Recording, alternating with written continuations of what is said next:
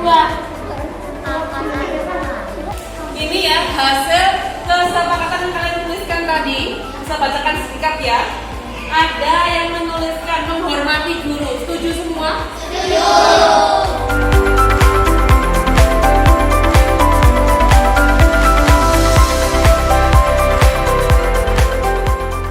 Selamat siang. Salam sejahtera bagi kita semua. Yang terhormat Ibu Rurut Kristina SPD selaku Kepala SD Kristen Pelangi Kasih dan yang terhormat Ibu Guru SD Kristen Pelangi Kasih.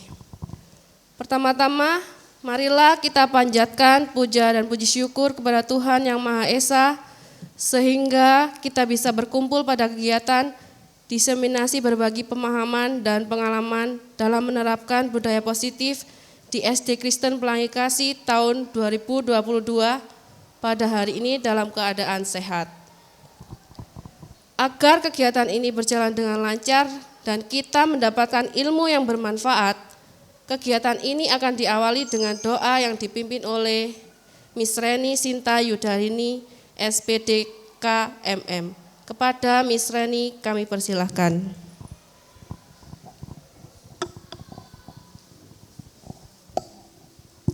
Mari kita berdoa.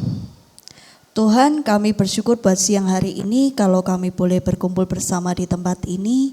Biarlah sukacita dan damai sejahtera Tuhan senantiasa mengalir atas kami sehingga kami boleh mengikuti kegiatan siang hari ini dengan baik.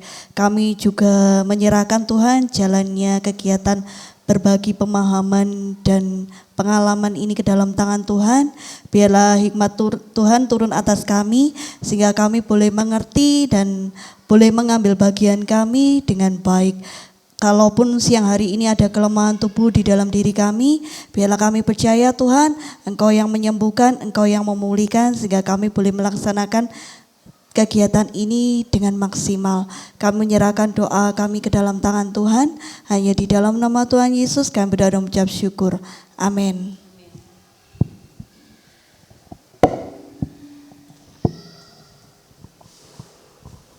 Kegiatan berikutnya adalah pemaparan materi tentang budaya positif di SD Kristen Pelangi Kasih oleh Ibu Helda Winjaya SPD. Kepada Ibu Helda kami persilahkan. Selamat siang. Salam hebat dan bahagia. Yang terhormat Ibu Rurut Kristina SPD selaku Kepala Sekolah SD Kristen Pelangi Kasih, kepada rekan-rekan guru SD Kristen Pelangi Kasih yang saya hormati. Puji syukur kepada Tuhan Yang Maha Esa sebab hari ini kita semua bisa berkumpul bersama dengan keadaan sehat untuk mengikuti kegiatan desiminasi yang akan saya laksanakan. Tujuan kegiatan desiminasi ini adalah salah satu melengkapi tugas saya, yaitu tugas aksi nyata dalam mengikuti program pendidikan guru penggerak angkatan 5. Modul 1 ini ada 4 submodul dari modul 1.1, 1.2 sampai dengan 1.4. Nah, yang ini adalah submodul yang terakhir yaitu mengenai budaya positif. Untuk itu saya ditugaskan untuk melakukan pengimbasan tentang apa yang telah saya pelajari dalam modul tersebut mengenai teori-teori budaya positif. Dan kami akan berbagi praktik dari pengalaman-pengalaman yang kami terima di pendidikan guru penggerak. Saya mohon maaf sebelumnya teman-teman, saya di sini tidak bermaksud untuk menggurui, tapi kita sama-sama belajar bersama, kita berkolaborasi bersama, saling mendukung, supaya kita semua bisa mewujudkan budaya positif di sekolah. Nah, materinya di dalam budaya positif ini,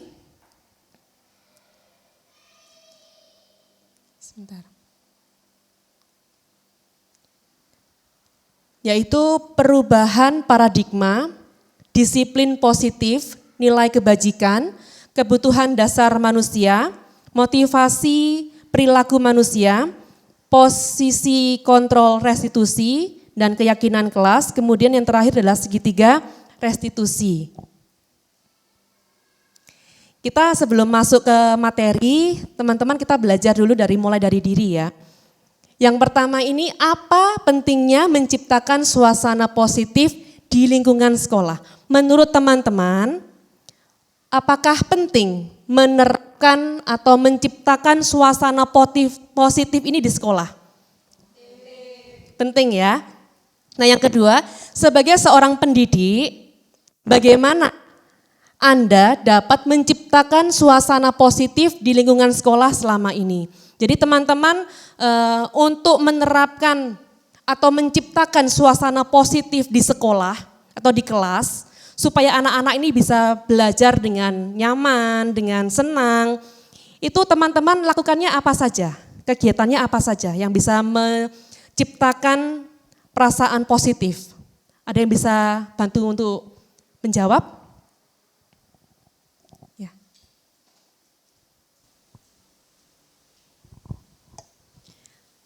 Salah satunya yaitu menggunakan media-media pembelajaran yang menarik, yang anak-anak bisa juga menggunakannya. Ya, menggunakan media pembelajaran yang menarik. Selain menggunakan media pembelajaran, mungkin ada lagi yang lain yang bisa menciptakan suasana positif. Di dalam pembelajaran itu kita bisa memberikan game atau kuisis untuk anak-anak. Kan mereka bisa lebih senang kayak gitu. Ya, model pembelajarannya bervariasi atau berinovasi. Yang ketiga, bagaimana penerapan disiplin saat ini di sekolah Anda? Bagaimana penerapan disiplin saat ini di sekolah Anda? Apakah sudah efektif atau belum? Nah, jika masih belum, kira-kira perlu diperbaiki atau dikembangkan lagi atau tidak? Nah, teman-teman bisa menjawab masing-masing dalam hati teman-teman masing-masing ya. Kira-kira penerapan disiplin ini di sekolah kita seperti apa? Apakah sudah berjalan efektif atau masih perlu ditingkatkan atau perlu lagi dikembangkan? Ya. Dalam budaya positif kita sudah belajar tadi ada beberapa. Yang pertama adalah pembelajaran dengan paradigma baru. Nah, pembelajaran dengan paradigma baru ini pembelajaran yang dirancang berdasarkan kebutuhan siswa. Kebutuhan siswa itu bermacam-macam.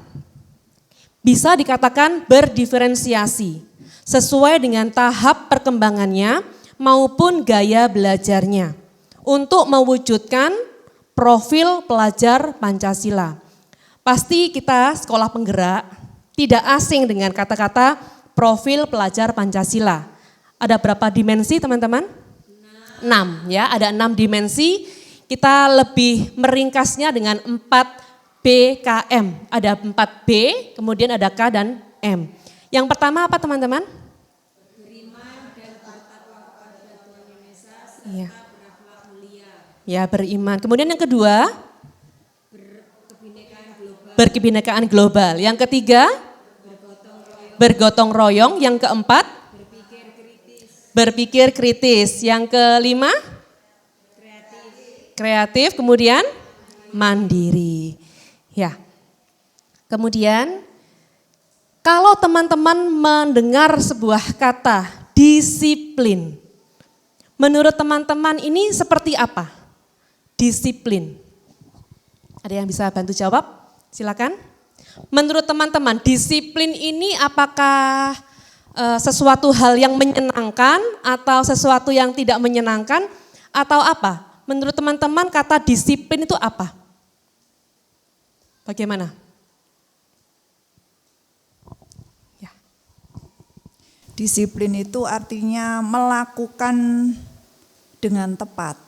Melakukan dengan tepat. Sesuai waktunya, kalau ada PR misalkan atau tugas dari guru, jadi bisa dikumpulkan tepat waktu. Ya, kira-kira kalau kita dengar kata disiplin itu lebih cenderungnya ke hal yang positif atau yang negatif?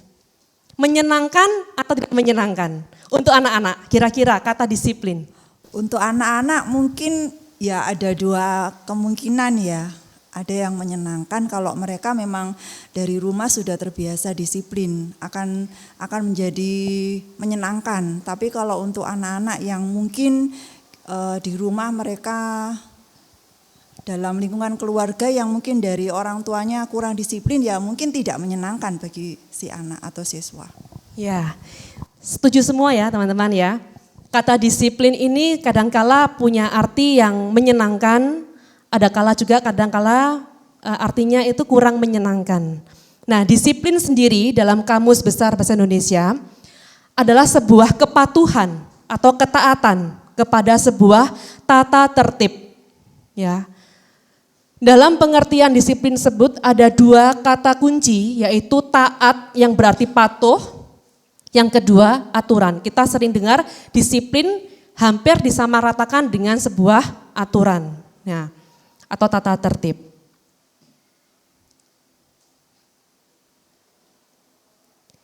Disiplin positif dalam budaya kita, makna kata disiplin dimaknai menjadi sesuatu yang dilakukan seseorang pada orang lain untuk mendapatkan kepatuhan. Kita cenderung menghubungkan kata disiplin dengan ketidaknyamanan. Jadi ada pemaksaan seperti itu, rasa yang tidak nyaman. Sebagai seorang pendidik, tugas kita adalah menuntun anak-anak untuk memiliki disiplin diri, sehingga mereka dapat berlaku sesuai dengan nilai-nilai kebajikan universal dan memiliki motivasi intrinsik, ya, bukan ekstrinsik. Teman-teman mungkin asing dengan kata-kata nilai-nilai kebajikan universal. Nah, kemudian sebagai seorang pendidik ini kita wajib untuk memotivasi anak supaya mereka memiliki motivasi dari dalam diri mereka masing-masing, bukan motivasi secara ekstrinsik yang dari luar. Nah, apa yang dimaksud dengan nilai-nilai kebajikan?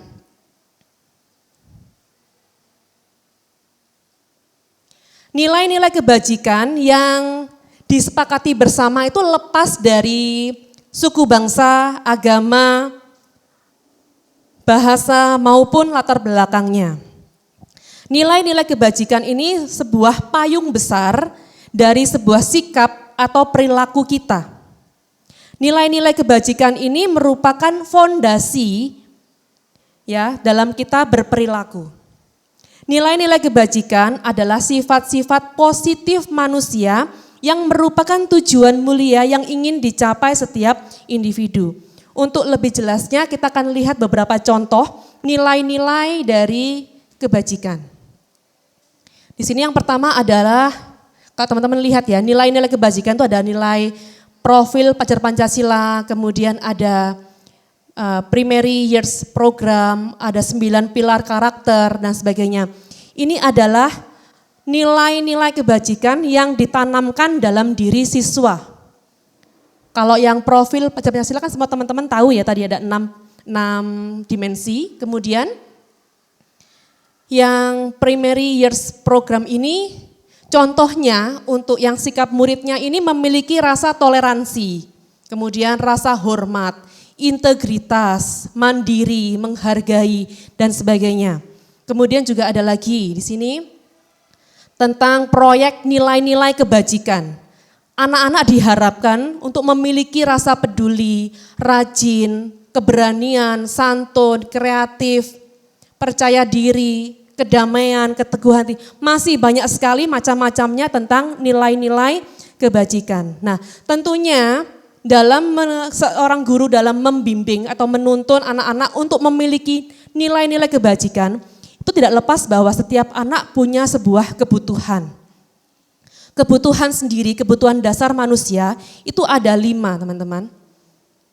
Kebutuhan dasar manusia, yang pertama adalah kebutuhan bertahan hidup. Yang kedua, kasih sayang dan rasa diterima. Anak-anak kalau di sekolah ini kalau kita lihat mereka sedang berulah, melakukan sesuatu hal yang tidak menyenangkan, itu bisa jadi latar belakangnya dalam keluarganya dia rasa ingin diperhatikan, dia butuh sebuah rasa kasih sayang, rasa untuk diterima. Makanya kalau kita lihat anak-anak ada yang suka caper ya, cari perhatian gurunya. Dia mainan sendiri, supaya apa? Gurunya memperhatikan. Nah mungkin dalam keluarganya dia tidak mendapatkan kebutuhan dasar yang kedua ini, kasih sayang dan rasa diterima. Yang ketiga adalah penguasaan. Yang keempat, kesenangan, dan yang kelima, kebebasan. Anak-anak punya rasa kebebasan, ingin bebas, bebas berkreasi, tidak dibatasi. Nah, tadi dijelaskan juga ya bahwa setiap guru itu berusaha untuk membangkitkan, menciptakan motivasi anak dari dalam dirinya. Kalau kita lihat di sini ada 3 jenis motivasi.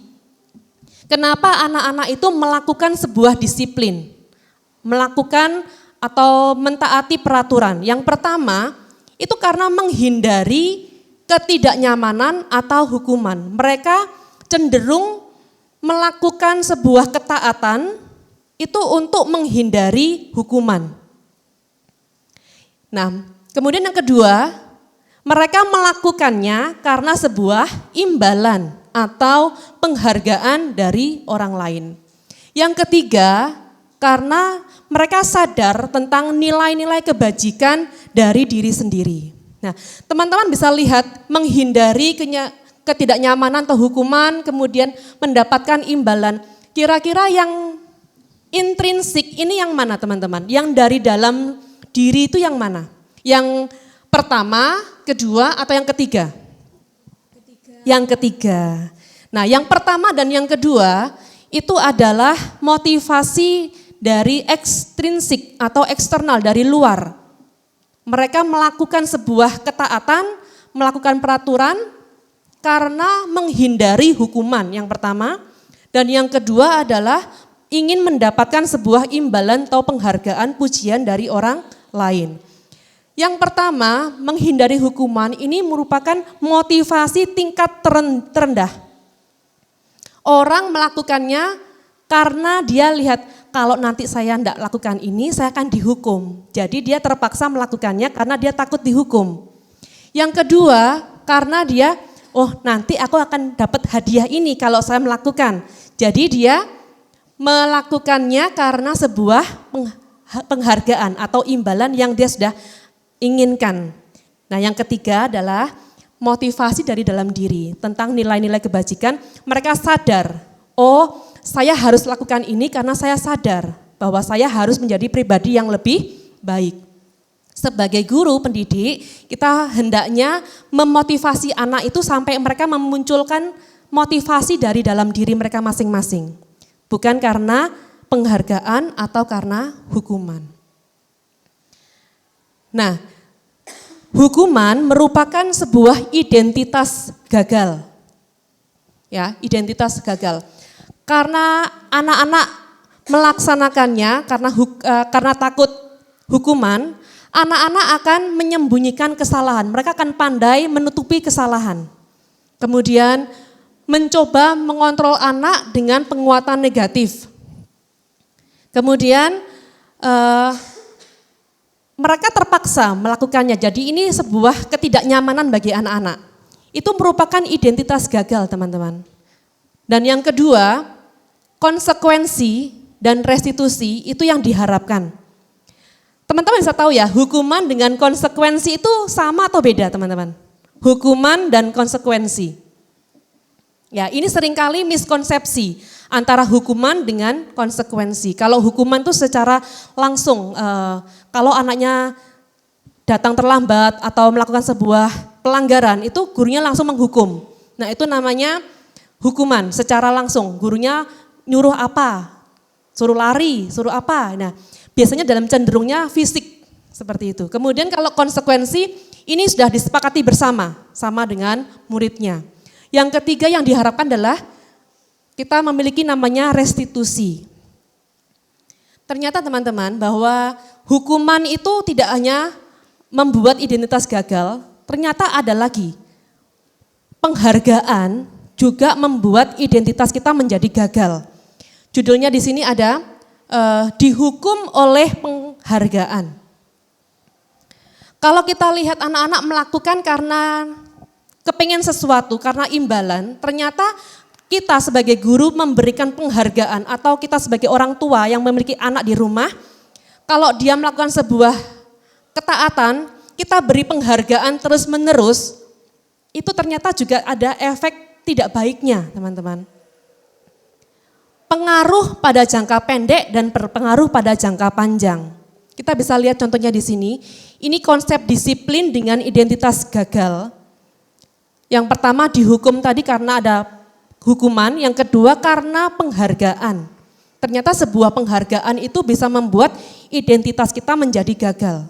Yang pertama, penghargaan efektif jika kita menginginkan seseorang melakukan sesuatu yang kita inginkan dalam waktu yang pendek. Mereka hanya bertahan singkat saja.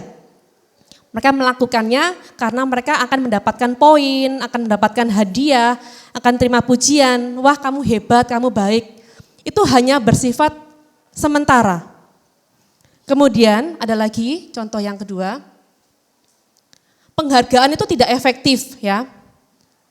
Contoh di sini suatu penghargaan adalah suatu benda atau peristiwa yang diinginkan. Jadi mereka melakukannya bukan karena kesadaran dirinya sendiri, namun fokus mereka hanya karena sebuah penghargaan. Contoh yang ketiga, ini penghargaan yang menghukum. Penghargaan menghukum. Mereka yang tidak mendapatkan penghargaan karena ranking itu ya, itu bisa merasa dirinya gagal.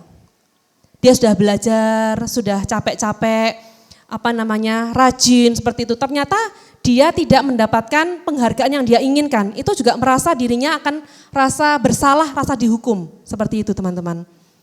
Kemudian tadi ada juga penghargaan itu merusak sebuah hubungan. Kalau ada anak-anak di kelas, kemudian yang satu dikasih pujian, wah kamu hebat, dikasih penghargaan, dikasih imbalan. Yang lain enggak, dia yang enggak mendapatkan imbalan itu akan merasakan, oh itu anak itu lagi yang dikasihi, itu lagi yang dikasihi, saya enggak. Nah itu dapat merusak hubungan antara teman dengan teman, anak-anak dengan anak-anak itu ya. Dia akan merasa iri kepada temannya yang satu. Bukan rasa ingin berkompetisi, tetapi dia rasa malah iri sama orang lain. Nah itu yang menyebabkan hukuman, penghargaan rasa penghukuman, seperti itu.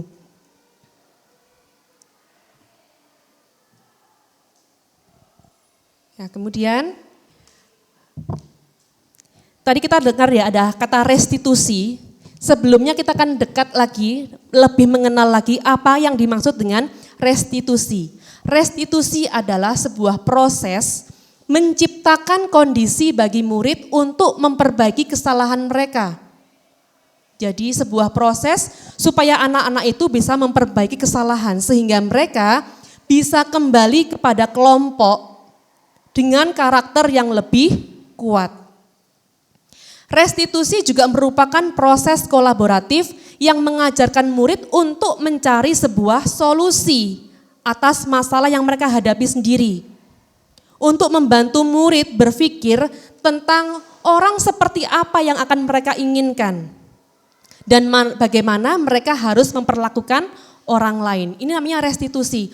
Di mana kita sebagai seorang pendidik itu membimbing anak-anak ketika mereka menghadapi sebuah masalah, supaya mereka ini mendapatkan sendiri jalan keluarnya. Jadi mereka mencari solusi sendiri atas masalah yang mereka hadapi. Dan mereka juga punya karakter mau menjadi seperti apa nantinya. Seperti itu.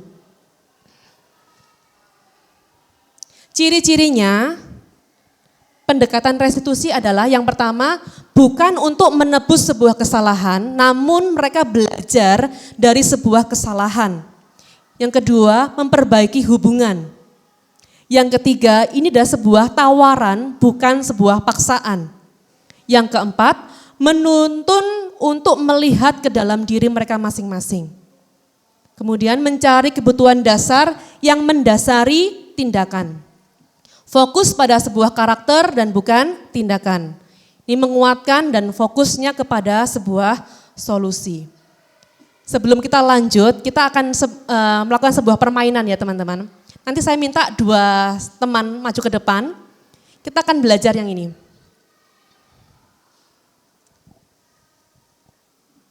Anda dan teman Anda melakukan kegiatan cobalah buka. Ini judulnya cobalah buka.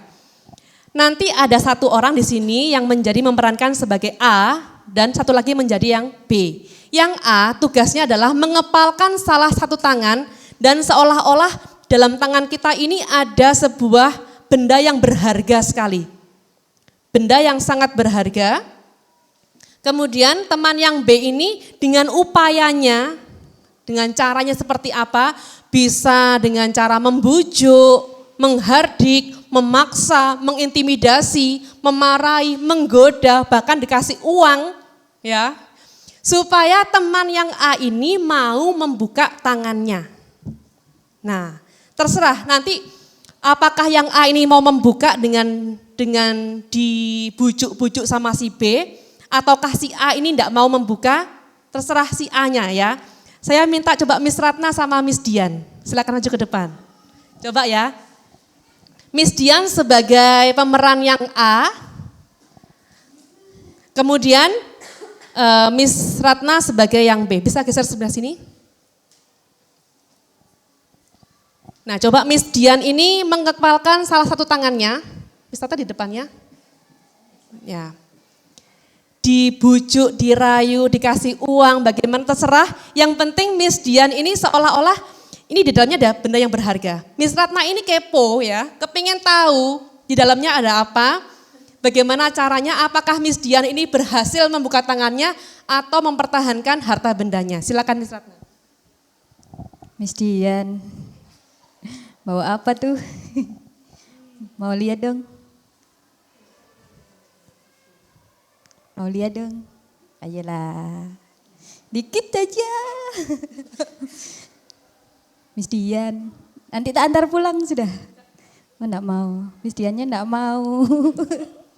Nah Miss Dian, dikit aja. Dikit, dikit, nih. Oh enggak mau ya. Ayo Miss Dian, kasih uang. Oh masker. Miss Dian kan enggak pakai masker. Oh saya juga. Mau lihat dong? Enggak mau Miss Diannya. Ayo Miss Dian. Sini, coba lihat. Dikit aja. Oke, berhasil. Enggak. Oke, terima kasih Miss. Silakan tepuk tangan. Ya, kita berikan tepuk tangan. Nah, ini sebuah contoh. Ada Miss Dian yang sedang mengepalkan tangan karena dia memiliki sebuah benda yang berharga dalam tangannya. Kemudian Miss Ratna ini berusaha membujuk. Ya, membujuk supaya Miss Dian ini mau menunjukkan apa yang sedang dia pertahankan.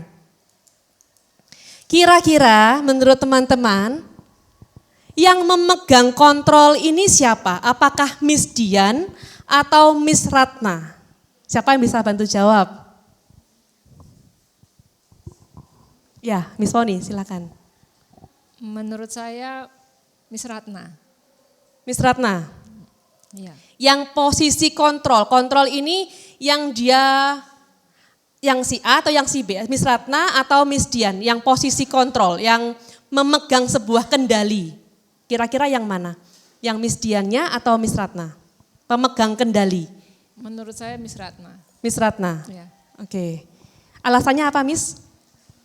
Kalau Miss Ratna bisa menemukan caranya, pasti berhasil. Oke, kalau Miss Ratna menemukan caranya mungkin lebih halus lagi atau kurang besar tadi uangnya ya. Nggak punya uang, punyanya masker tadi. Coba kalau punya uang 1 debok, barangkali beliau membukakan tangannya. Yang lain, apakah setuju dengan jawabannya Miss Woni atau punya jawaban yang lain berbeda? Ya, Miss Safitri silakan. Menurut saya pemegang kendalinya Miss Dian. Miss Dian, kenapa kok Miss Dian? Karena kan Miss Dian berhak untuk merasa nyaman atau enggak dengan caranya Miss Ratna untuk bisa membuka tangannya ini. Oke, Miss Dian ini yang pemegang kontrolnya katanya Miss Safitri. Nah, di sini teman-teman kita belajar pemegang kendalinya ini gini, kalau misalkan Miss Dian punya benda dalam tangannya, kemudian dibujuk dengan cara yang halus, tetap gak mau buka.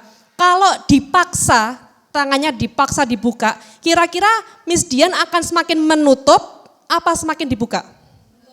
Menutup. Ya. Di sini sebenarnya pemegang kontrol utamanya adalah Miss Dian. Miss Dian akan dengan sukarela kalau dia berniat untuk menunjukkan secara langsung. Tanpa perlu dibujuk, dipaksa, kalau dia, Miss aku punya ini loh. Dia akan tunjukkan langsung. Tetapi kalau dia tidak ingin menunjukkannya dengan cara apapun juga tidak berhasil. Nah, kadangkala kita sebagai seorang guru, kita ini sebagai yang Miss Ratna. Sedangkan yang Miss Dian itu adalah murid kita. Nah, di dalam pembelajaran, dalam kesehariannya anak-anak, kalau kita ini memberikan hal yang positif, belum tentu juga anak itu akan menjadi hal yang seperti yang kita inginkan. Ya kan teman-teman? Kalau kita ingin, tadi dengan cara ada yang dibujuk, diberi penghargaan, tapi kalau dia tidak mau berubah dari dirinya sendiri, tidak bisa. Kalau dia tidak mau membuka tangannya, maka tidak akan terbuka tangannya. Jadi pemegang kontrol utamanya adalah pada diri sendiri, bukan karena orang lain. Nah, kita belajar tadi adalah motivasi intrinsik. Kita diharapkan sebagai seorang guru pendidik, ini bisa menciptakan, bisa membangun sebuah motivasi dari dalam dirinya anak-anak sendiri. Supaya tidak fokusnya kepada sebuah hukuman atau sebuah penghargaan. Tadi Miss Ratna memerankan, dia memberikan sebuah penghargaan, dipuji. Kamu cantik loh Miss, ayo Miss bukaan tanganmu, tetap tidak mau. Kalau dihardik pun dengan kata menghukum, anaknya juga tidak akan pernah mau membuka. Tetapi dengan kesadaran diri sendiri, dengan motivasi intrinsiknya, maka anak itu bisa membuka tangan tanpa dipaksa oleh orang lain, tanpa ada sekitarnya yang mengontrol. Nah, di sini kita akan belajar sama-sama tentang posisi kontrol. Di sini ada 5 posisi kontrol restitusi. Yang pertama adalah penghukum. Posisinya sebagai seorang penghukum. Yang kedua sebagai pembuat rasa bersalah. Nah, yang ketiga sebagai teman. Dan yang keempat sebagai pemantau. Yang kelima sebagai manajer. Saya sudah berusaha mencarikan gambar yang cocok ya. Teman-teman bisa lihat sebelum kita belajar lebih jauh lagi, dari gambar yang saya berikan, ini paling tidak bisa menolong, sepertinya penghukum, pembuat rasa bersalah, teman, pemantau, manajer ini, yang mana yang menurut teman-teman ini yang posisinya kurang baik? Menurut teman-teman. Yang penghukum, pembuat rasa bersalah, teman, pemantau, atau manajer. Yang menurut teman-teman ini, kalau kita ranking ya, kita buat peringkat. Peringkat pertama itu yang paling rendah, yang kedua, 3 akan semakin tinggi, akan semakin baik. Kira-kira yang ada di posisi paling bawah itu yang mana teman-teman? Penghukum. Penghukum. Kita lihat gambarnya sudah jelas ya, penghukum. Nah, kemudian yang kedua adalah pembuat rasa bersalah. Yang ketiga, teman. Yang keempat, pemantau dan manajer. Ini kebetulan saya juga urutkan ya, sudah urutkan. Ada penghukum, pembuat rasa bersalah, teman dan pemantau, kemudian manajer. Nah, kita diharapkan sebagai seorang pendidik dalam saya menerima pendidikan di guru penggerak, itu kita diharapkan bisa sampai ke posisi paling puncak, yaitu sebuah posisi kontrol dengan manajer. Ya, kita memanajeri seorang anak, bukan sebagai posisi penghukum. Untuk lebih jelasnya, nanti kita akan lihat sebuah contoh, sebuah kasus yang sama kemudian ditangani oleh posisi kontrol yang berbeda. Ada posisi kontrol penghukum, pembuat rasa bersalah, teman, pemantau, dan manajer. Saya coba tanya sama Miss Safitri. Miss Safitri, teman ini posisinya bagaimana? Tengah-tengah ini. Apakah dia baik atau kurang baik atau sangat baik atau bagaimana menurut Miss Safitri?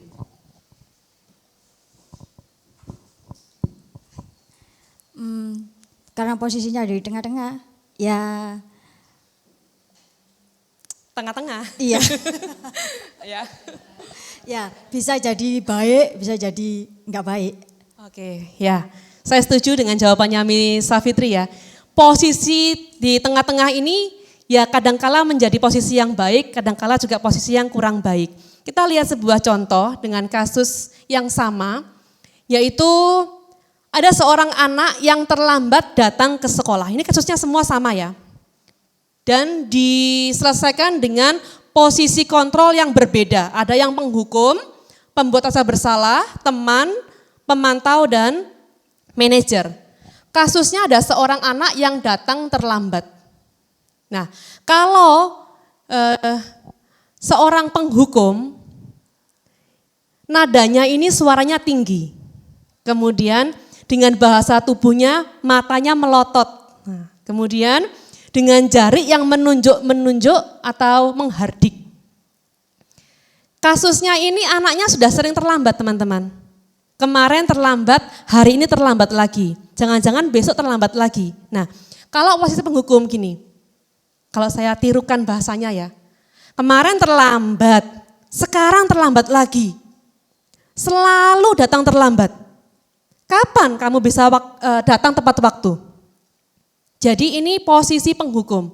Atau sebelum anak itu masuk dalam kelas, seorang gurunya sudah lihat, iki mana yang terlambat, ini lagi. Atau yang tidak mengerjakan tugas, ini lagi yang tidak mengerjakan tugas. Jadi gurunya ini sudah punya emosi yang tidak stabil ketika menghadapi anak ketika dia melakukan sebuah pelanggaran. Nah, posisi penghukum ini seperti ini. Kemarin terlambat, sekarang terlambat lagi. Selalu datang terlambat. Kapan kamu bisa datang tepat waktu? Nah, biasanya gurunya menyelesaikan masalah kepada anak tersebut dengan nada yang tinggi. Dengan menghardik bahkan menunjuk-nunjuk anaknya. Menurut teman-teman, dengan posisi penghukum ini, anaknya menjadi seperti apa? Apakah dia akan taat kepada gurunya atau bagaimana kira-kira menurut teman-teman? Kalau menurut saya, kalau kita dengan menunjuk-nunjuk atau dengan nada suara tinggi, mungkin anak itu akan takut seketika itu juga. Atau dalam satu hari itu dia akan takut, tapi untuk berikutnya kayaknya bisa mengulang lagi kesalahannya. Ada jawaban lagi yang lain berbeda atau sama? Coba kita mengintrospeksi diri kita masing-masing. Apakah kita pernah dalam menghadapi sebuah permasalahan yang dihadapi oleh anak-anak, kita memposisikan diri kita sebagai penghukum?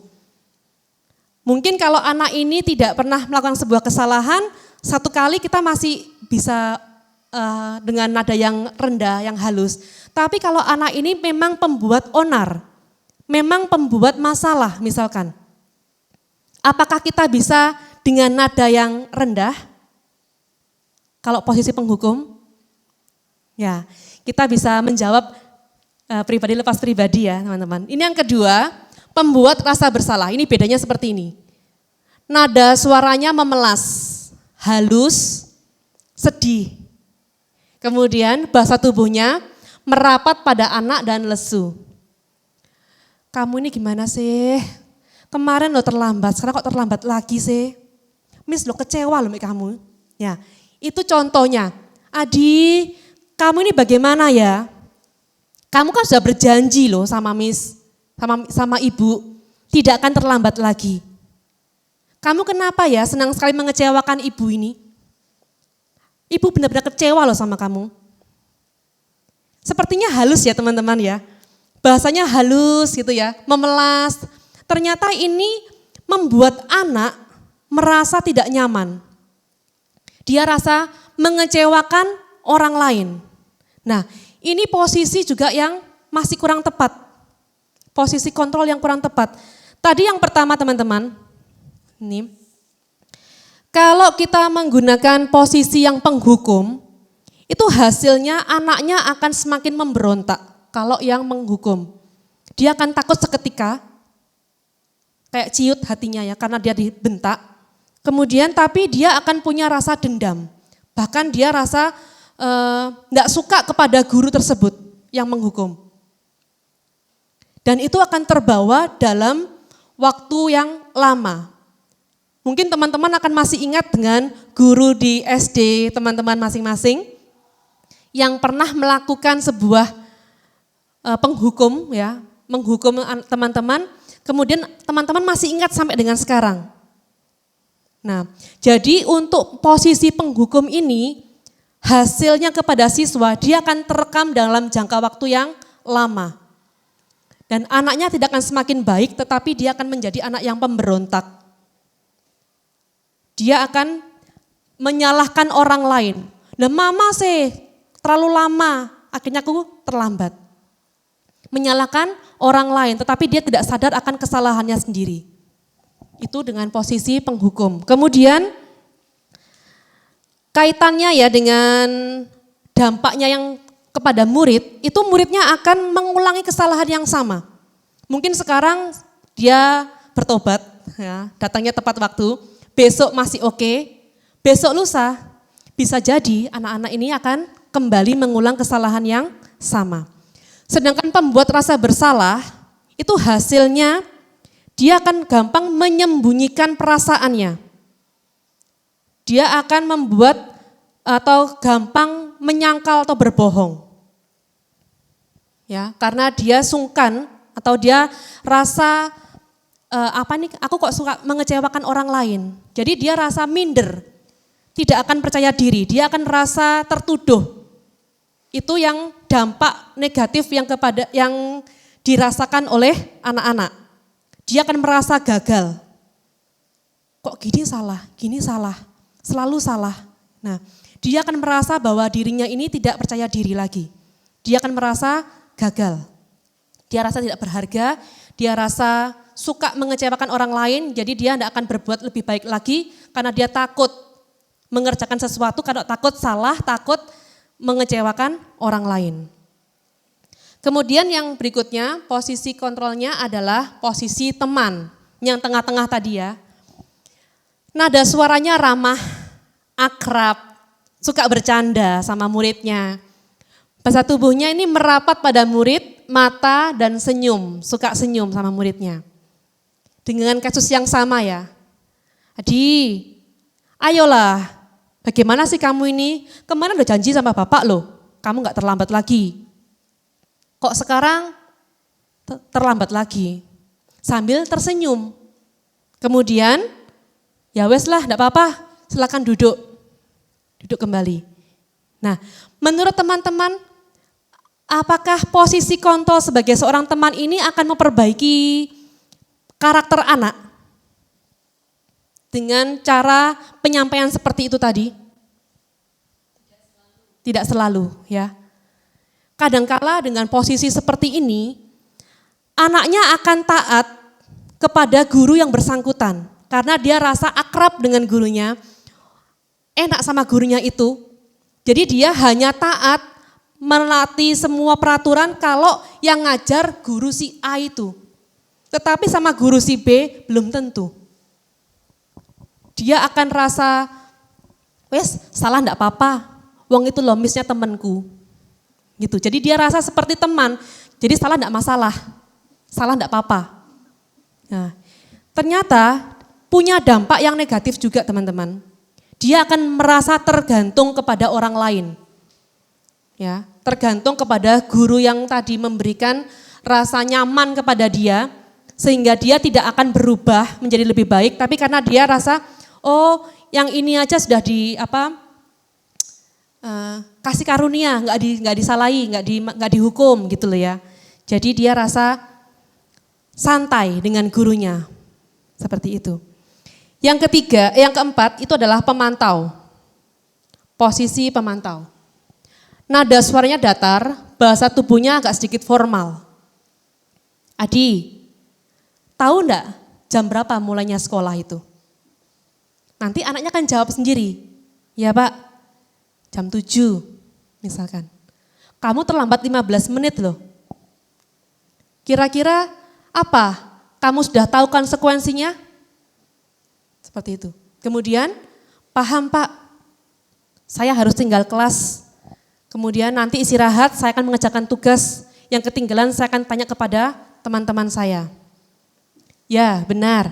Nanti jam istirahat kamu harus tinggal kelas untuk menyelesaikan tugas yang tertinggal. Jadi kita cari dulu akar permasalahannya. Kita cari dulu kenapa anak ini kok terlambat. Ya, seperti itu. Jadi kita ingatkan kembali kepada anak-anak tentang restitusi atau kita ingatkan akan keyakinan kelas yang sudah dibuat. Dampaknya ini anak-anak akan bisa menyesuaikan diri. Kemudian murid akan lebih berkualitas lagi kalau mereka dihargai seperti itu. Jadi kalau dia terlambat, kita tidak langsung menuduh atau mengacungkan jari kita ke depan anak-anak, tapi kita gali dulu informasi. Kita gali dulu. Seperti apa, kenapa kok dia terlambat? Dan diingatkan kembali akan keyakinan kelas. Posisi yang terakhir adalah posisi kontrol sebagai seorang manajer. Ini hampir sama dengan posisi pemantau, teman-teman. Di manajer ini mereka dituntun untuk menemukan sebuah solusinya sendiri. Adi, apakah kamu mengetahui jam berapa sekolah itu dimulai? Ya Pak, jam 7. Ya, kamu terlambat. Kamu kira-kira bagaimana yang harus kamu lakukan untuk memperbaiki sebuah masalah ini? Jadi mereka ini dipancing ya teman-teman, mereka dipancing supaya mereka itu menemukan solusinya sendiri. Mereka menemukan caranya untuk menyelesaikan sebuah masalah. Dengan cara apa? Menstabilkan dulu identitasnya. Kemudian kita menanyakan kembali keyakinan kelas yang sudah dibuat. Mengevaluasi dirinya sendiri, kira-kira dia salah kenapa?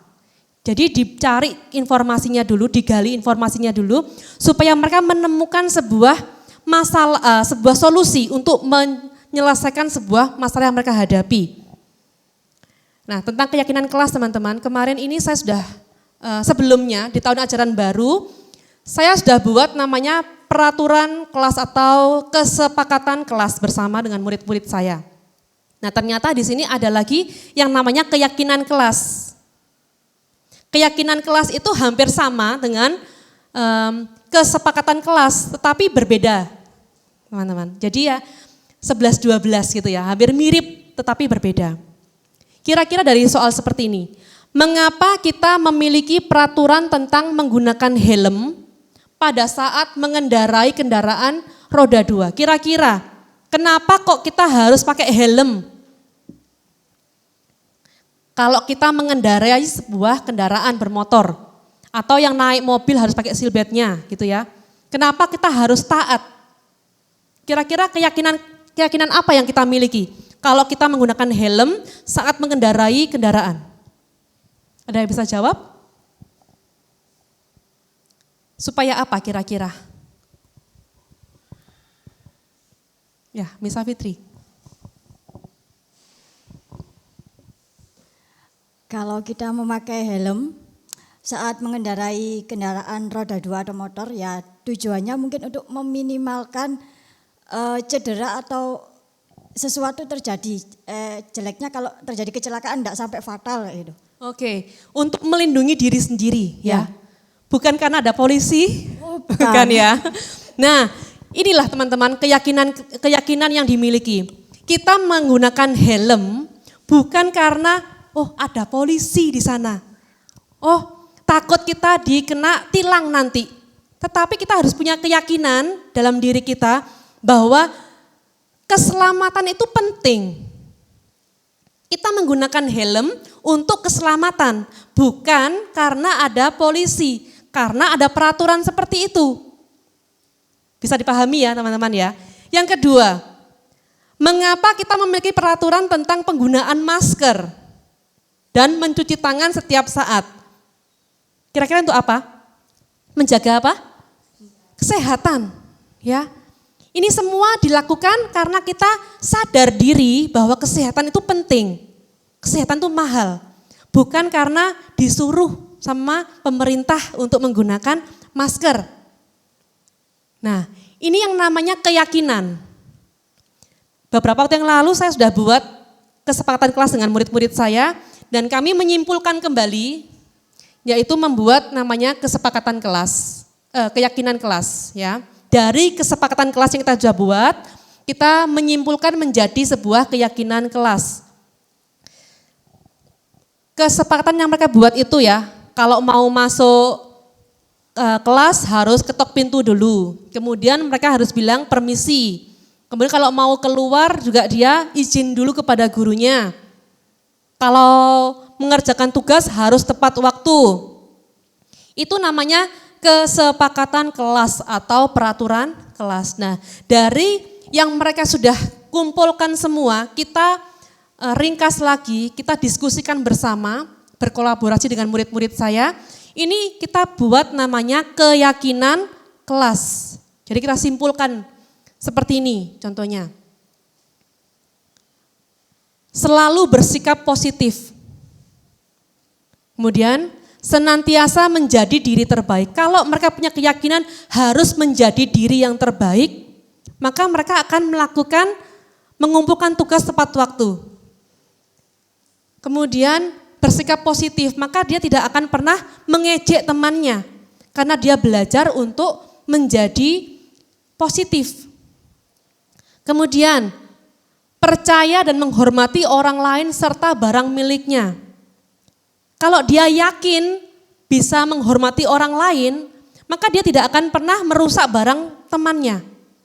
Karena dia ada keyakinan dalam dirinya mereka bahwa dia harus menghormati orang lain. Berikutnya, berkomitmen terhadap setiap tugas. Dia harus sadar dirinya sendiri bahwa aku ini harus sebagai pelajar, saya harus belajar. Saya harus menyelesaikan tugas.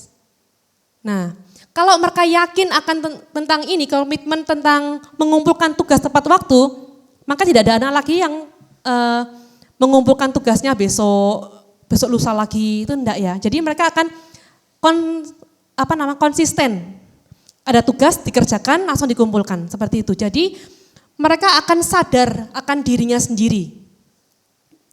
Kemudian ada lagi, meyakini untuk menghormati semua orang.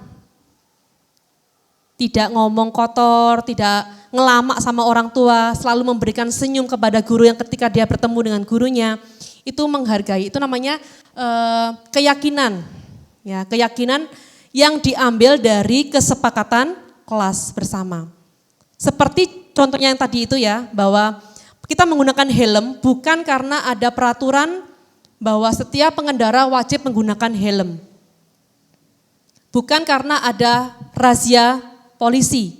Tapi kita yakin kalau kita menggunakan helm, kita bisa melindungi diri kita kalau terjadi sebuah kecelakaan. Kita menggunakan masker bukan karena himbauan pemerintah. Tapi kita sadar bahwa kesehatan itu penting. Kalau aku kena virus, sakit yang tidak enak dirinya sendiri. Nah, itu sadar akan dirinya sendiri. Itu namanya motivasi dalam diri sendiri atau motivasi intrinsik. Dalam menyelesaikan sebuah masalah, kita akan belajar menggunakan namanya segitiga restitusi ya teman-teman. Namanya segitiga restitusi itu ada 3 tahapan. Yang pertama menstabilkan identitas. Tadi yang pertama kita belajar identitas ada 2, identitas yang gagal dan yang sukses. Nah, kalau dengan hukuman itu akan membuat identitas kita menjadi gagal. Muridnya akan merasa dirinya gagal. Nah, kita harus menstabilkan identitasnya dulu. Yang pertama adalah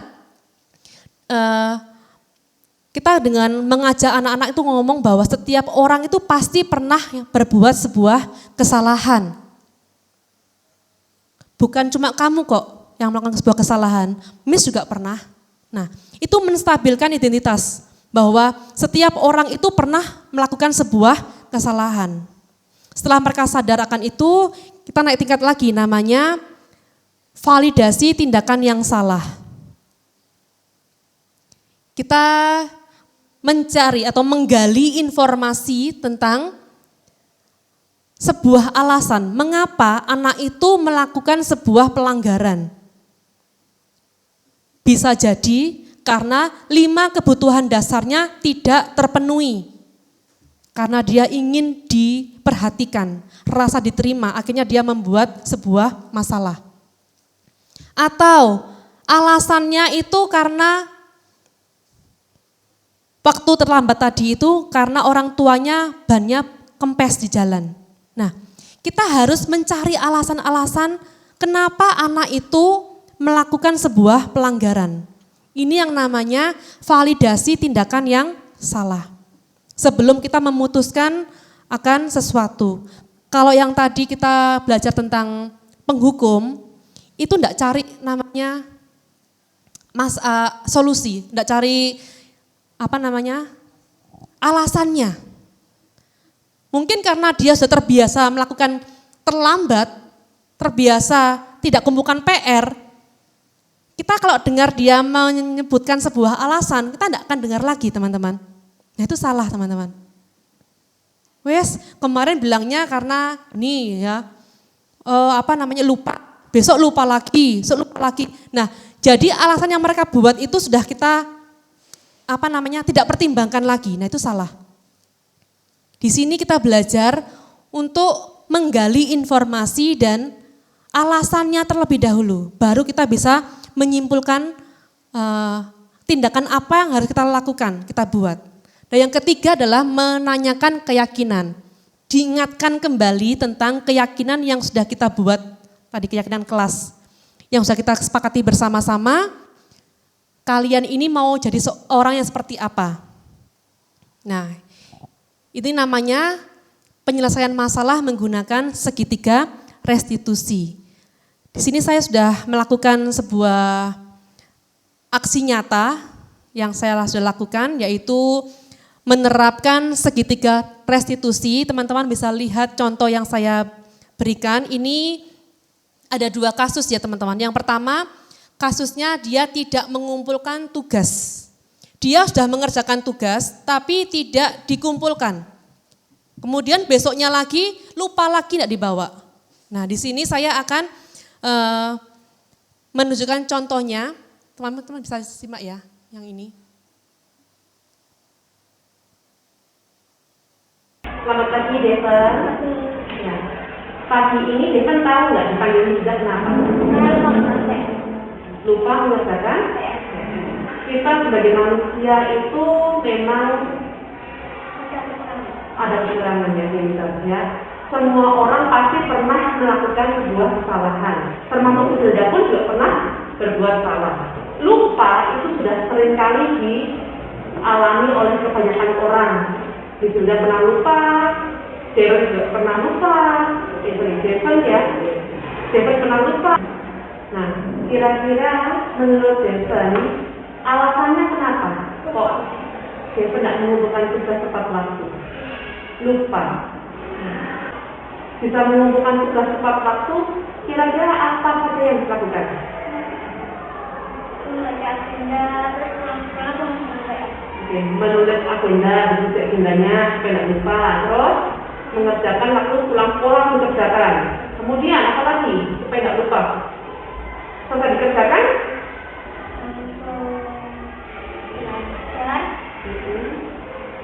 Kalau Devan di rumah habis mengerjakan, kemudian kalau selesai diapakan buku kertasnya? Dimakan dalam apa? Dimakan dalam tas. Ya. Nah, itu karena makanya tidak dikumpulkan sampai dengan hari ini. Sebenarnya tugasnya itu selesai atau belum? Sudah. Tinggal masukkan dan kalau ke sekolah aja tuh. Itu yang lupa untuk dikumpulkan. Jadi nanti di rumah bagaimana harusnya? Nanti kalau ada PR hari ini terus masukkan. Jadi kerjakan tugasnya sesuai waktunya. Kalau selesai langsung dimasukkan dalam tas. Itu yang paling sering lupa. Jadi nanti Devan pulang sekolah Tugas yang mana yang belum selesai diselesaikan. Bagaimana memasukkan tes di Jadi jangan lupa lagi ya. itu udah semuanya. Itu sudah kumpulkan semua hebat. Oke. Stephen hebat dan mengerjakan tugasnya semua selesai, tapi tinggal memasukkannya aja yang lupa. Karena biasanya selesai dengan PS harus dimakan. Nah, habis kita mengerjakan memakan, lupa bahwa kertasnya itu nggak dimasukkan ke dalam. Tapi saya masukkan maksudnya bukan ya kalau Oke, berarti besok, nanti untuk masukkan dalam tas, besok dikumpulkan juga. Oke? Terima kasih. Ya, yang kedua ini contohnya kasusnya adalah anak tidak melaksanakan piket kelas. Jadi ada kelompok piket, yang satu hanya bertugas sendirian, yang dua tidak melaksanakan piket, ya, tidak bersama-sama, tidak bekerja sama.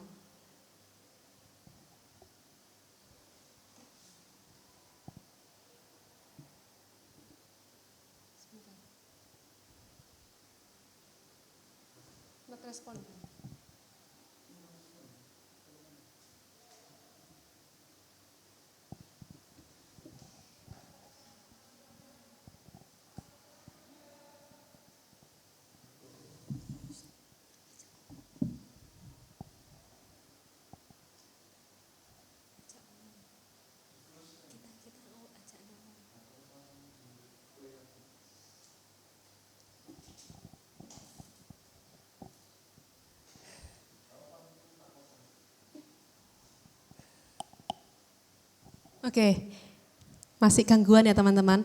Ya, yang kedua ini kasusnya adalah ada petugas piket yang tidak melaksanakan tugasnya dengan baik. Ada 3 anak, kemudian satu mengerjakan tugasnya sendirian, yang kedua 2 anak ini tidak membantu temannya dalam melaksanakan piket. Kemudian saya mengajak mereka, memanggil ketiga-tiganya untuk menstabilkan identitas mereka masing-masing terlebih dahulu. Bisa? Terima kasih semuanya. Ini ada Niko, ada Camila, sama Chelsea ya. Hari ini tahu nggak dipanggil kita kenapa? Nggak tahu? Ya. Hari ini yang piket siapa? Bisa kan? Ya. Ini sudah panggil kalian karena ada tugas yang tidak kalian kerjakan ketika melaksanakan piket. Ya. Nah, piket kelasnya berarti kalau piket berangkatnya lebih apa? Lebih awal, lebih pagi. Tadi yang sudah berangkat pagi siapa saja? Tapi, Camila? Berangkatnya sudah pagi? Sudah pagi berangkatnya? Oke, besar ya. Berangkatnya lebih pagi, sudah hebat. Nah, apakah sudah melaksanakan piketnya tadi pagi? Belum. Apalagi yang belum? Itu siapa belum tadi pagi? Belum juga. Chelsea?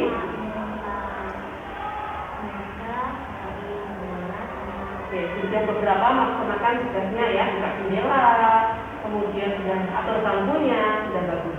Temannya yang 2 ini belum. Ya, kita sebagai manusia itu pernah melakukan sebuah kesalahan, ya.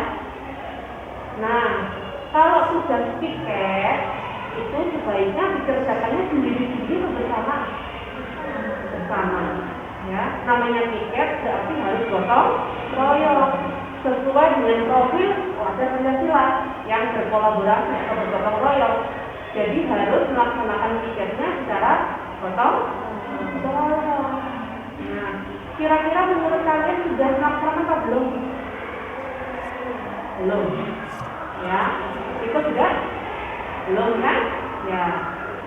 Nah, sekarang kita mau tanya, bentar, Niko. Melaksanakan piketnya itu bareng-bareng seharusnya. Jadi kalau Niko sama Camila lihat Chelsea mengerjakan sendiri, harusnya bagaimana? Menolong, dibantu temannya. Ya, namanya piket kelas, dilaksanakannya harus bersama. Sama, kalau lihat teman-teman yang bukan sendiri, dibantu. Karena tugas tiketnya hari Senin ini 3 orang. Ada Delsi, ada Samila, sama Niko.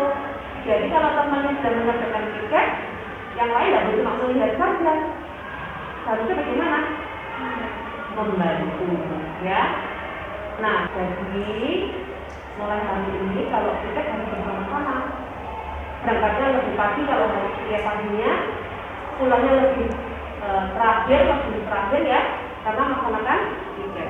Jadi nanti pulang sekolah dilaksanakan bareng-bareng lagi. Tadi pagi cuma Chelsea yang melaksanakan. Jadi nanti pulang sekolah harus bertiga, ya, bergotong royong. Jadi nanti mulai hari ini kerjanya bukan sendiri-sendiri, tapi harus bersama.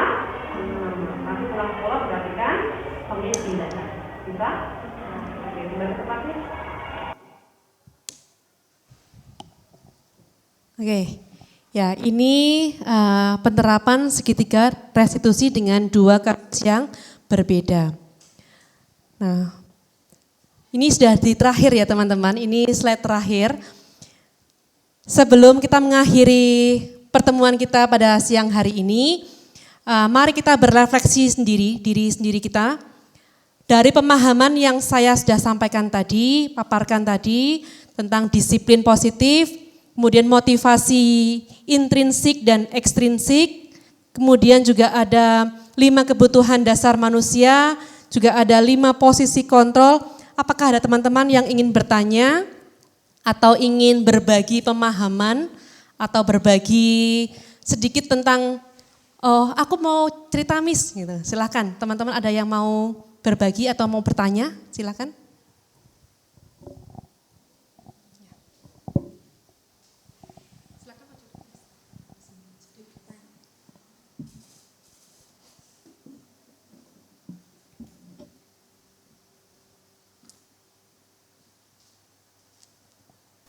Terima kasih. Di sini saya mau berbagi, merefleksikan dari apa yang Miss Hilda tadi sudah sampaikan. Saya merefleksi diri saya sendiri sebagai seorang wali kelas. Ya, saya mau refleksi ini di 5 posisi kontrol. Ya, di 5 posisi kontrol ini tadi ketika Miss Hilda menjelaskan, saya coba merefleksi diri saya di mana ya posisi saya selama ini yang sering saya lakukan itu ada di mana. Ya, saya menempatkan diri saya setelah mendengar penjelasan Miss Hilda tadi, saya masih ada di 3 posisi yang rendah. Ya, pertama itu ya penghukum, kemudian pembuat rasa bersalah dan juga teman. Ya, terkadang ya itu. Ketika ada anak melakukan kesalahan atau misalnya datang terlambat ya, mungkin untuk pertama kali mereka terlambat saya akan tanya alasannya kenapa. Tetapi jika itu nanti terulang lagi, saya mungkin melakukan hal yang sama seperti yang dijelaskan Miss Hilda tadi. Waduh, terlambat lagi. Wes, kalau sudah jamnya bel ndak ada anak itu, saya pasti bilang, pasti wes terlambat lagi. Saya sudah bilang seperti itu. Nah, ketika dia datang bilang, Miss maaf terlambat, kemarin sudah terlambat, sekarang terlambat lagi. Nah itu jadi saya kadang, saya juga nggak mau kadang dengar alasannya, karena kadang alasannya itu menurut saya ada yang itu saja. Dan saya tidak mencoba untuk ajak bicara lebih banyak karena saya pikir mau mulai pelajaran, jadi saya suruh untuk segera duduk saja. Ya. Kemudian saya juga pernah melakukan ini, pembuat rasa bersalah. Pembuat rasa bersalah saya pernah melakukan itu. Ketika ada murid saya melakukan pelanggaran itu saya pernah, saya pasang wajah melas gitu ya. Karena dia sudah berulang-ulang, saya pasang wajah melas sampai mau nangis, sampai murid-murid yang lain tuh bilang gini, Miss jangan nangis, jangan sedih Miss gitu. Dan anak ini akhirnya jadi ikut melas gitu, jadi dia deketin saya tuh sambil gini, saya kasih tahu kamu kok nggak berubah sih, Miss sudah kasih tahu berkali-kali Miss ingatkan, dia tuh sambil lihat saya tuh dengan wajah melas juga, ketip gini ya, lihat saya itu dengan wajah melas. Saya di situ, saya lihat dia ada rasa apa ya, rasa bersalah gitu, karena dia lihat saya itu sedih, jadi dia jadi ikut wajah sedih juga, kayak ada rasa menyesal gitu. Karena saya bilang juga sama dia, Miss setiap kalau lihat seperti ini Miss sedih gitu loh. Mau buat apa lagi gitu. Ini pernah saya lakukan. Nah untuk yang di posisi teman. Di posisi teman ya kita sebagai guru mungkin ya sudah menempatkan diri menjadi apa ya, teman juga buat anak-anak, kita mau friendly gitu ya, kita mau dekat sama anak-anak ya. Anak-anak itu jadi ketika mau ngomong sama kita enggak takut, ketika mau menceritakan apapun itu enggak takut sama kita. Jadi kita berusaha se-friendly mungkin sama anak-anak ya. Nah, ketika ada anak yang melakukan kesalahan, itu kadang ada anak karena dia merasa dekat itu ketika dia datang terlambat itu masuk itu sudah senyum-senyum. Masuk itu sudah jalan itu sambil maaf Miss terlambat. Nah, itu saya bilang oh ini ya karena mungkin saya ini sering ajak guyon, sering ajak ngobrol kalau istirahat. Jadi ketika dia melakukan kesalahan itu enggak ada rasa masuk itu dengan wajah susah atau wajah sedih. Jadi masuk itu ya wajahnya datar-datar atau agak senyum-senyum gitu. Nah, ketika saya ajak omong ya bilang, "Ya Miss, maaf ya Miss terlambat." Besok lain kali jangan terlambat lagi ya. Diusahakan untuk misalnya karena bangunnya kesiangan, tidurnya lebih awal. Ya Miss. Nah, anak ini pengalaman saya anak ini tidak mengulangi lagi besok gitu. Tapi nanti di hari kemudian dia mengulangi lagi, tapi dengan alasan yang berbeda. Nah, tapi saya lihat dari ini ya ketika memposisikan sebagai teman, anak ini masuk kelas itu dengan wajah ya tidak ada rasa bersalah masuk itu ya, masuk kelas itu kayak wes enjoy aja gitu ya. Nah, dari sini saya belajar dari penjelasan Miss Hilda tadi, saya ingin saya sebagai wali kelas ini nanti posisi saya di 5 kontrol ini semakin naik lagi menjadi, mungkin saya akan bertahap dulu menjadi pemantau, kemudian saya akan belajar menjadi manajer supaya anak-anak ini juga punya keinginan dari dalam diri mereka untuk berubah menjadi lebih baik, bukan karena unsur dari luar. Itu saja yang mau saya sampaikan. Terima kasih. Ya, terima kasih Miss. Ada lagi teman-teman yang ingin berbagi atau ingin bertanya? Ya, saya sedikit meluruskan tentang posisi teman ya teman-teman. Posisi teman ini kita sebagai guru di Pelangi Kasih, itu kita berusaha untuk menjadi seorang sahabat untuk teman-teman, untuk murid-murid kita menjadi seorang ibu untuk mereka ketika kita menjawab kebutuhan-kebutuhan yang mereka belum dapatkan di rumah. Ya. Posisi kontrol sebagai seorang teman itu baik teman-teman.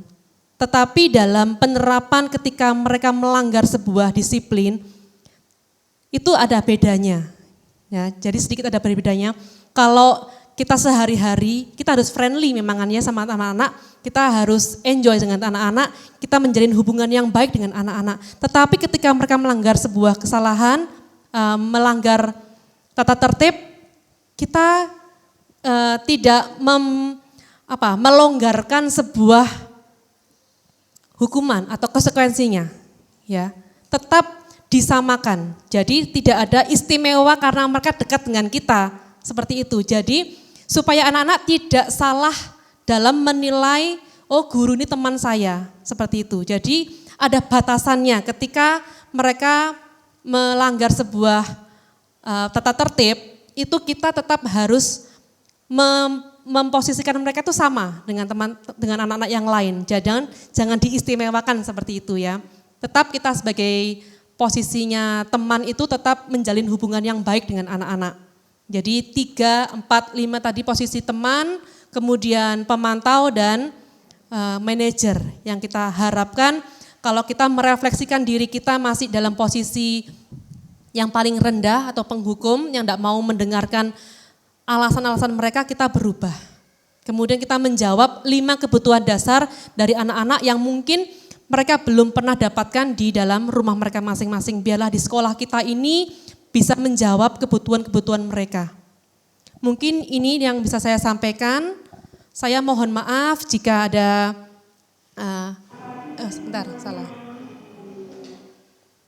Saya mohon maaf jika ada perkataan saya yang menyinggung perasaan teman-teman di sini, ibu-ibu di sini yang saya salah kata, saya mohon maaf. Dan saya ucapkan terima kasih banyak atas waktu yang sudah diberikan untuk mengikuti kegiatan desiminasi pengimbasan praktik belajar budaya positif ini. Ya, terima kasih, saya kembalikan kepada pemimpin acara.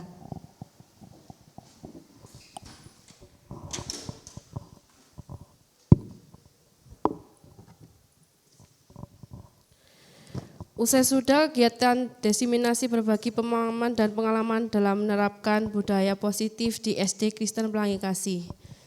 Kami mengucapkan terima kasih kepada Ibu Helda Winjaya SPD selaku narasumber kita pada hari ini. Semoga ilmu yang kita dapatkan hari ini dapat bermanfaat untuk membangun budaya positif di sekolah, agar siswa-siswi kita memiliki profil pelajar Pancasila. Akhir kata saya mengucapkan terima kasih dan mohon maaf apabila ada kekurangan dalam penyelenggaraan kegiatan desiminasi ini. Kita akan mengakhiri kegiatan kita dengan doa yang akan dipimpin oleh Miss Novia Kristianingsi SPD. Kepada Miss Novia dipersilakan.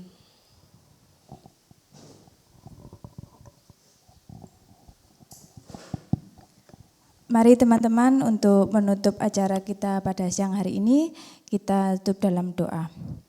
Tuhan, kami sungguh mengucap syukur pada siang hari ini atas kesempatan yang Kau berikan bagi setiap kami. Terbukti Tuhan bahwa sampai saat ini Engkau masih memberkati setiap kami. Biarlah apa yang sudah kami dapatkan melalui narasumber kami, Miss Hilda, bisa kami terapkan dalam pembelajaran di sekolah, supaya sekolah kami ini bisa mempraktekkan budaya positif dalam setiap kelas kami masing-masing. Kiranya Engkau tolong setiap kami, Engkau bantu setiap kami, hikmat-Mu selalu tercurah atas kehidupan kami, dan supaya kami bisa melakukannya di dalam sekolah kami ini. Terima kasih Bapa, kami menyerahkan kehidupan kami ke dalam tangan-Mu, dan sebentar lagi kami akan mengakhiri acara ini, kami akan pulang ke rumah kami masing-masing. Kau tibakan kami di rumah kami dalam keadaan sehat dan selamat. Dalam nama Tuhan Yesus kami sudah berdoa. Amin. Selamat siang. Perkenalkan, nama saya Ruth Kristina. Saya adalah Kepala SD Kristen Pelangi Kasih, di mana Ibu Hilda Winjaya yang pada saat hari ini sudah melakukan diseminasi dalam menerapkan budaya positif di sekolah sebagai salah satu tugas untuk memenuhi kewajibannya mengikuti CGP Angkatan 5. Kebetulan beliau pada tahun ajaran ini mengajar di kelas 4. Saya sangat senang sekali kegiatan yang sudah berlangsung pada siang hari ini, di mana Bu Hilda menyampaikan bagaimana cara membangun budaya positif di sekolah, sehingga di sekolah ini akan tercipta suasana yang positif, yang itu nantinya akan membuat anak-anak ini merasa senang dan nyaman ketika mereka berada di sekolah. Tadi pun guru-gurunya juga sangat antusias sekali karena mereka memiliki tujuan bahwa anak-anak yang keluar dari SD Kristen Pelangi Kasih ini selain mereka pintar secara akademik, karakter mereka itu juga bagus, mereka memiliki profil pelajar Pancasila. Demikian testimoni dari saya selaku kepala sekolah. Terima kasih, selamat siang. Selamat siang, saya Lilin Indrayani yang mengajar sebagai wali kelas 3 di SD Kristen Pelangi Kasih. Saya adalah rekan kerja dari Ibu Hilda yang sudah memaparkan bagaimana membangun budaya positif di lingkungan sekolah. Nah, saya sangat bersyukur dan senang sekali dari apa yang sudah dipaparkan. Saya belajar untuk memberikan yang terbaik lagi. Apabila ada siswa yang melakukan kesalahan, saya bisa memberikan solusi atau jalan keluar untuk anak didik supaya mereka lebih baik lagi. Nah, apa yang sudah disampaikan menurut saya itu cocok sekali untuk diterapkan di SD Kristen Pelangi Kasih. Sekian, terima kasih, selamat siang.